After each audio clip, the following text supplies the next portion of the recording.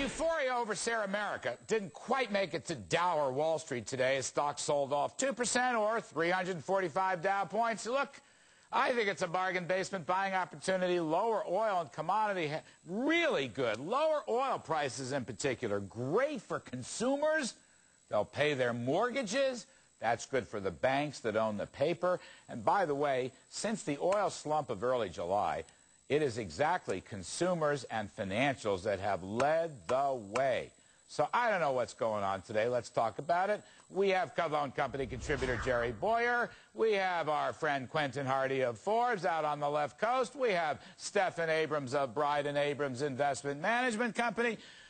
Oh, Stephan, I think one of the things going on here is the decline, the overdue correction of commodities in general. Oil specifically, it's partly conservation, it's partly drill. It is partly Sarah Palin and the emergence of a driller in the White House. This is great, but meanwhile, those big groups, basic materials and energy, are getting slammed. So the overall market takes a few hits. What's wrong with that? That's the natural order of free market capitalism. Well, you're right about that. It is the natural order. It's also the leadership of the past bull run that hit the hardest at the end of a bear market. So from that point of view, I'm mildly encouraged. But, Larry, Europe is in recession, the United States is in recession, Japan is in recession, the emerging economies are slowing down rapidly, and until we begin to see some of the signs of economic stabilization, for example, a slight firming in commodity prices, an easing of monetary policy around the world, some fiscal stimulus, and a firming of some currencies against the dollar, there'll be no way that the stock market can sustain an uptrend. You see, Jerry Bowyer, I don't like these arguments because, first of all, Japan's been in recession for 20 years. Right. Europe, Western Europe, has been in recession for 20 years. China and India are still growing at 10%. Brazil's still growing at 6%. Yes, it is, Stephan. Check out the numbers. They're just off slightly from their peaks. And, Jerry, commodity prices are still historically high. I mean, gold is at $800. Right. Oil, for heaven's sakes, wherever it closed today, $108. What is this, some kind of deflationary, depressionary crash? This is an ordinary correction. It's consumers that are benefiting from this, Jerry, and I find that bullish. Yeah, I don't agree, by the way, that the U.S. is in recession. I think Europe is in recession, and more of an intense recession than they've been in the past 10 years. And I think the same is true for Japan. I mean, Japan has tremendous political uncertainty right now. Japan's been in a recession since 1990. I know. They never came out of it. I know. They've been asleep for 20 years, but they're worse now even than they've been over the past 20 years. And look, Trichet, I'm going to go back to Trichet on this one. Europe is in a recession. It's a significant recession, and he's not cutting rates, and he imposed such draconian, basically a huge tax hike on people who are borrowing from the ECB window. That's what happened last night. That, to me, is the trigger event for today's sell-off.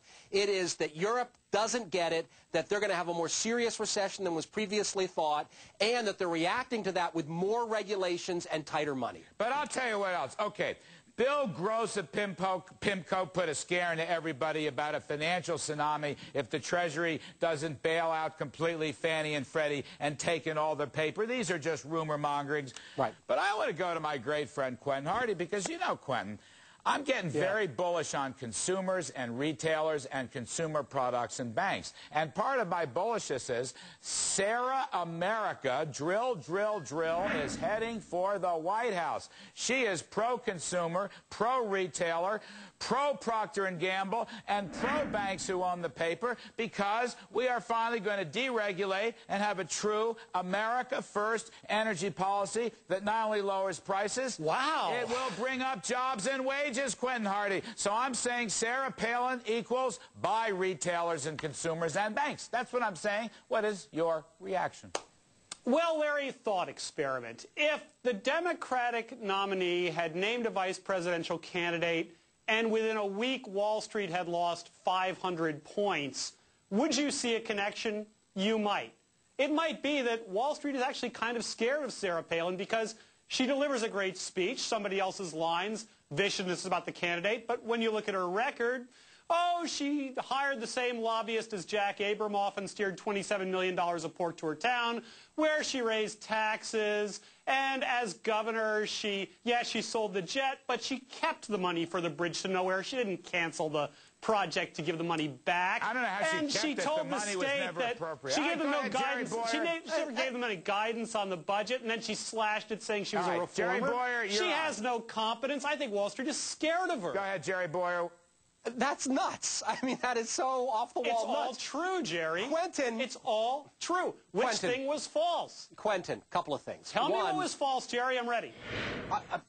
What are you asking me? What's false? Yeah, What's what did I false? say that was okay, not true? all right. Let's start with this. That she raised taxes? She cut taxes. Yes. She cut In taxes. Wasilla, she Let me raised finish taxes. a sentence. She You asked me a raised question, taxes. Quentin, stop it. Let Jerry finish, for heaven's sake. All right, you Quentin, had your filibuster. Quentin, let Jerry respond. You asked me what was false in your scenario. Where do I start? You said she hiked taxes. No, she didn't. She cut property taxes in the city council, or excuse me, in Wasilla. By the way, everyone slams her because the town only had 10,000 people. The town had 5,000 when she started it, so she doubled that town. She cut taxes when she she pushed for more oil and gas when she was the oil and gas commissioner, and she cut taxes when she was the governor. She's a tax cutter. Why in the world would Wall Street be afraid of her? I mean, yeah, we've had a down market for a week. We had 3 hurricanes. We had some very negative statements out of the Fed and out of the European Central Bank. She has no loyalty. She believes in pork. She works in a state that depends on federal revenues. What's new about that? Revenues. She can't create anything. Her stories full of Abrams, holes. weigh in, because Stephan, in truth, the market went down last week during the Denver Democrats. The market's going down this week during the market went St. up Paul 350 Republicans. points last Thursday, Larry. Yeah, I know, but it crashed 250 points the day after. On Monday. Let me put you out of your misery. Quentin, you're usually a factual guy. You're getting too political, Quentin. You got to stick to facts. You take a look. The Dow Jones fell last week, just as it is falling this week. Stephan Abrams, take me out of this, and we're going to come back. Let me put you out of your misery, fellas. The market sold off today for any number of reasons, of which Sarah Palin was not one of them. Hear, hear. All right, let's get out. It was the 15,000 whiners out of work. That You're all affected it, coming too. back. Drill's coming up next. We got the CEO of